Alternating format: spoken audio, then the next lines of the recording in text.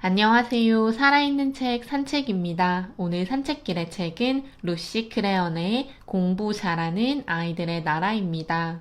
핀란드, 일본, 싱가포르, 중국 상하이, 캐나다를 다녀온 영국 선생님인 저자는 각 나라별로 어떤 교육이 진행이 되고 있고 마지막에는 모두 다른 나라지만 교육 강국 5국가의 공통된 원칙을 스스로 생각한 결론으로 정리해주는 책입니다. 시간이 없거나 너무 두꺼워서 책 읽기가 꺼려진다면 결론 5가지 원칙만이라도 꼭 읽어보기를 추천하는 책인데요.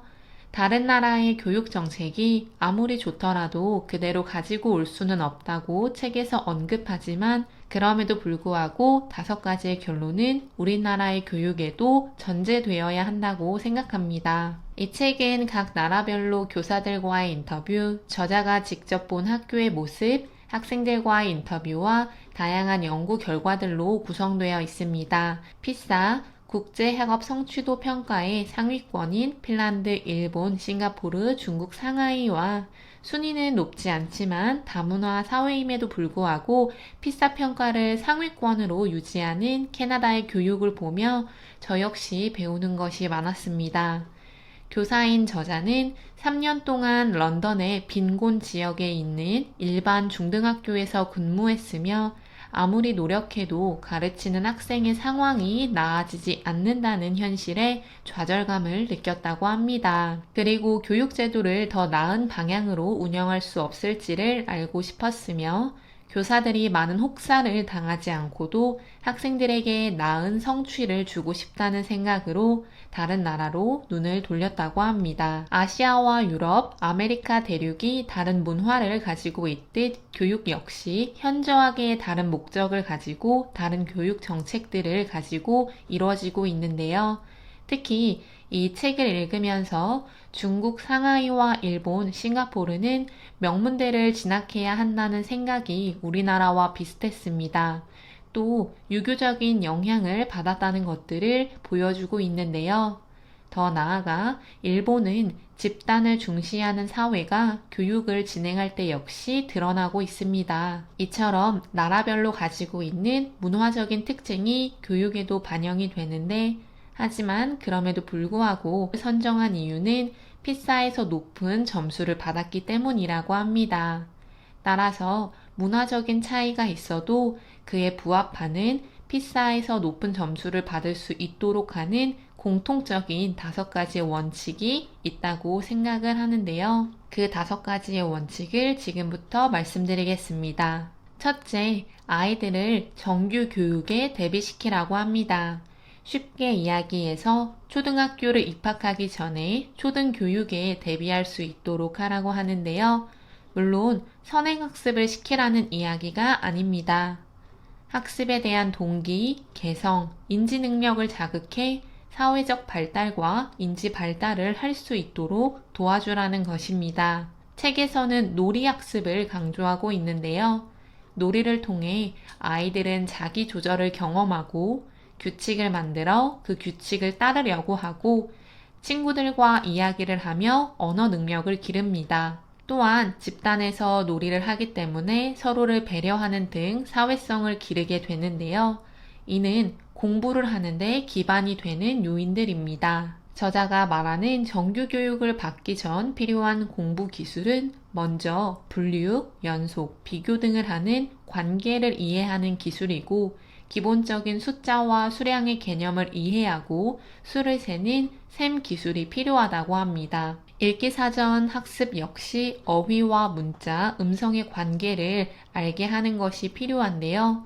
그 역시 게임이나 놀이를 통해 학습이 이루어질 수 있도록 하는 것이 필요합니다. 자유로운 분위기의 일본의 초등학생들도 중학교를 진학하면 엄청난 규칙, 집단에서 지켜야 하는 예의를 습득할 수 있도록 하는데 정규 교육을 받기 전에 유치원에서 자유롭게 놀더라도 그 과정 속에서 학교를 가서는 또 학교에서 어떤 규칙이 있는지를 알게 하고 그렇게 행동할 수 있도록 도와주는 것이 필요합니다. 마지막으로 준비를 하고 정규교육을 시작했지만 적응을 하지 못하는 아이들이 분명히 존재할 텐데요. 그럴 때 정규 교육을 진행하는 학교에서는 그런 아이들을 도울 수 있는 전문 인력도 배치되어 있어야 합니다. 둘째, 숙련성을 목표로 교육 과정을 설계하라고 하는데요. 우수한 교육 과정은 최소한의 내용, 명확한 과정, 논리적 구성에 세 가지 특징이 있다고 합니다.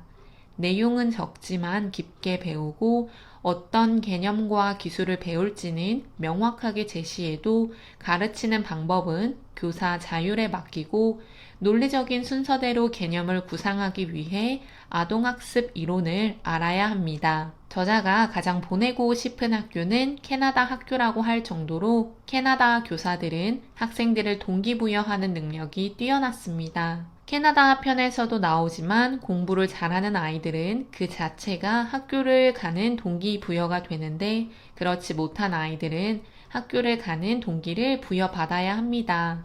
교사들은 학교를 가야 하는 이유를 만들어주는 것이 필요하다는 것을 알고 그렇게 했는데요.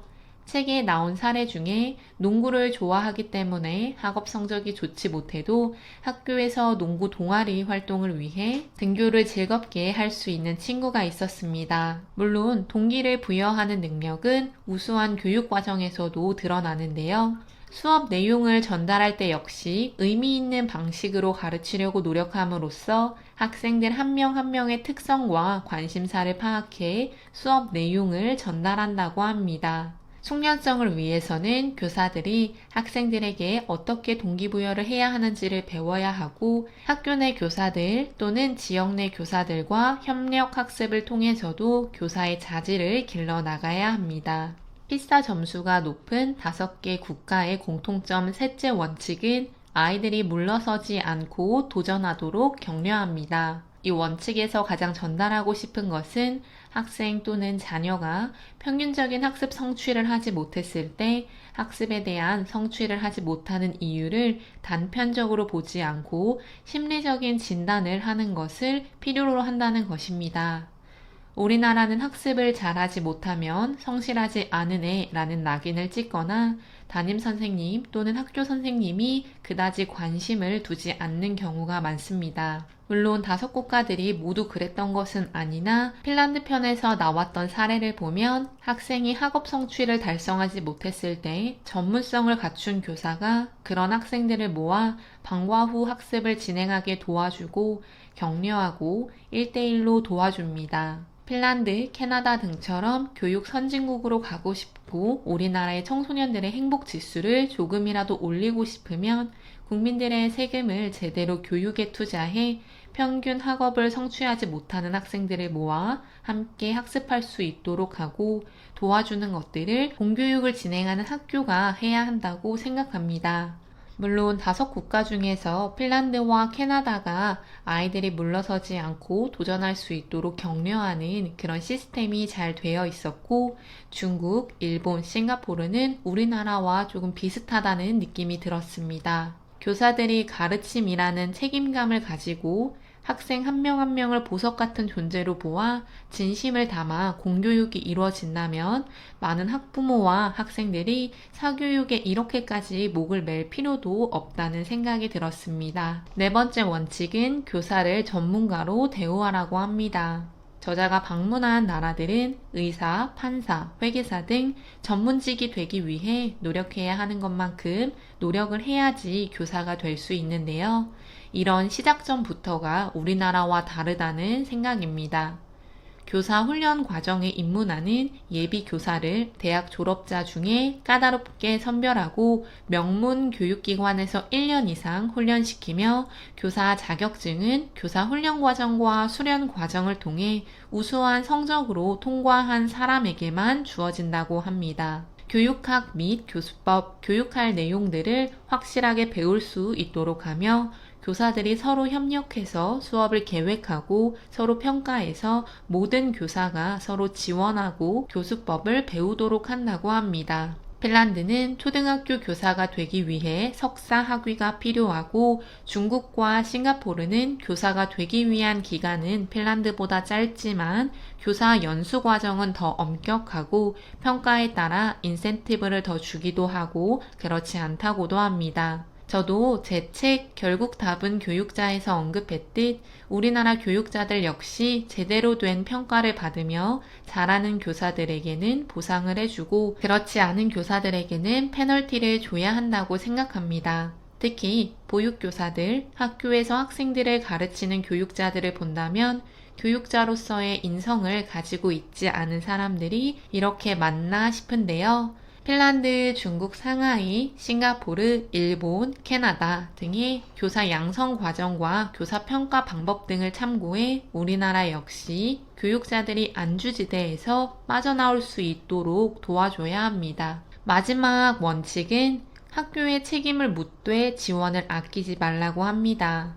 학업 성적이 좋지 못하거나 학교 운영이 제대로 되지 않을 때 학교가 책임을 진다는 것은 대부분 당연한 교육 방침이라고 보여지는데요. 하지만 학업 성적이 좋지 못하거나 학교 운영이 잘 되지 않을 때까지 기다리는 것이 아니라 성공적으로 임기를 마친 학교장 출신 또는 교육계 관료들을 활용해 정기적으로 학교를 방문해서 제대로 된 피드백을 주어야 합니다. 이런 과정을 통해 피사 점수를 높일 수 있다고 하는데요. 영국에서는 학교 감사가 사흘 만에 끝난다고 저자가 말했더니 일본의 한 교장 선생님은 어떻게 사흘 안에 학교를 파악하냐고 반문했습니다. 이는 영국뿐 아니라 우리나라 역시 보여주기식의 학교 감사를 진행한다고 보여지는데요. 주기적으로 학교를 방문해 어떻게 학교가 운영이 되고 있는지, 학생들에게 제대로 된 교육을 진행하는지를 관찰하고 어려움을 겪고 있다면 저자의 이야기처럼 학교에 실력이 뛰어난 교사들을 파견해 다른 교사들을 교육시키라고 합니다. 정규 교육에 대비하는 것은 아이들이 교육을 받을 준비를 갖추게 하는 것이고 숙련성을 목표로 교육 과정을 설계하는 것은 아이들이 제대로 배울 수 있도록 하는 것이며 아이들이 물러서지 않고 도전하도록 격려하라는 것은 모든 아이들이 낙오되지 않고 배우는 기회를 제공하는 것이며 교사를 전문가로 대우하라고 하는 것은 교사의 전문성, 자율성을 높여 현장에 있는 교사들이 학생들과 가장 질 높은 학습을 할 수 있게 하는 것을 의미합니다.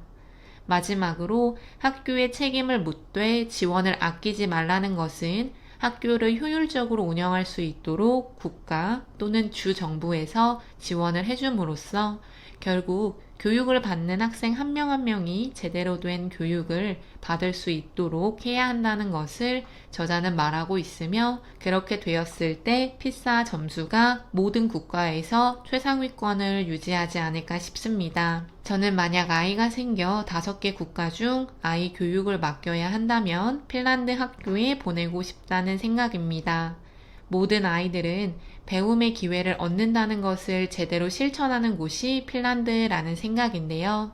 학습 부진을 겪는 아이들, 학습을 제대로 소화하지 못하는 아이들을 보았을 때 못 본 채 하지 않고 사교육에 의존하게 하지 않고 학교에서 바로 그런 아이들을 위해 조치를 취해준다는 것이 감명 깊었습니다. 물론 그 과정을 통해 학습 부진을 완벽하게 떨쳐낼 수 있을지 아닐지는 모르지만 정말 제대로 된 공교육이 되기 위해서는 그런 역할을 학교가 그리고 정말 교육자의 자질을 가진 교사가 해야 하는 것이 맞다는 생각입니다.